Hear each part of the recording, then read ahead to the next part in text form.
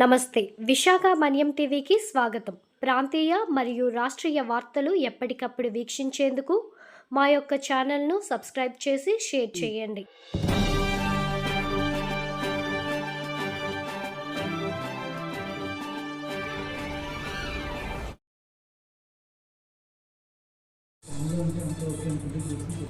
అందరికీ నమస్తే అండి.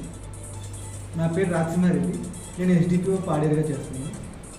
ఈరోజు ప్రెస్ మీట్ ఎందుకంటే ప్రజెంట్ కొంతమంది ఆగస్టు 8వ తారీఖు బంద్ అని ప్రకటిస్తున్నారు, లేకపోతే కొన్ని రకాలైన రూమర్స్ అనేది బయట స్ప్రెడ్ అవుతున్నాయి.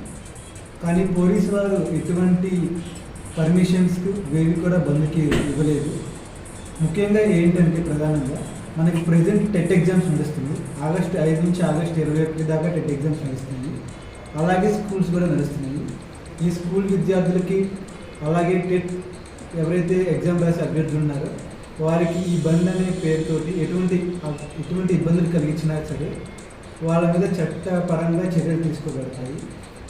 అలాగే ఇంకోటి ఏమనగా మనకి పోయిన వారం చూసాము, మినిస్టర్ గారితో ఇక్కడ ప్రజా సంఘాలు మాట్లాడుకున్నప్పుడు హైపవర్ కమిటీ అనేది వేయడానికి నిర్ణయించారు. ప్రజెంట్ హైపవర్ కమిటీ అనేది వేయటం జరుగుతుంది. అది కంప్లీట్ అయ్యాక అవగాహన ప్రభుత్వంతో చర్చలు జరుపుతారు మన సమస్యల మీద.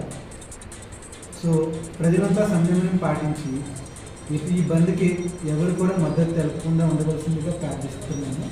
అలాగే ఎవరైనా కానీ ఈ బంద్కు సపోర్ట్గా ఉండి స్కూల్స్ని డిస్టర్బ్ చేసిన, స్కూల్ పిల్లల్ని డిస్టర్బ్ చేసిన, స్కూల్స్లోకి వెళ్ళి స్కూల్ స్టూడెంట్స్ని వెళ్ళే వాళ్ళని డిస్టర్బ్ చేసిన, స్కూల్ బస్సెస్ని డిస్టర్బ్ చేసిన, అలాగే టెట్ ఎగ్జామ్స్కి వెళ్ళే విద్యార్థుల్ని అభ్యర్థులను డిస్టర్బ్ చేసినా సరే వాళ్ళ మీద తగు చర్యలు తీసుకోబడతాయి.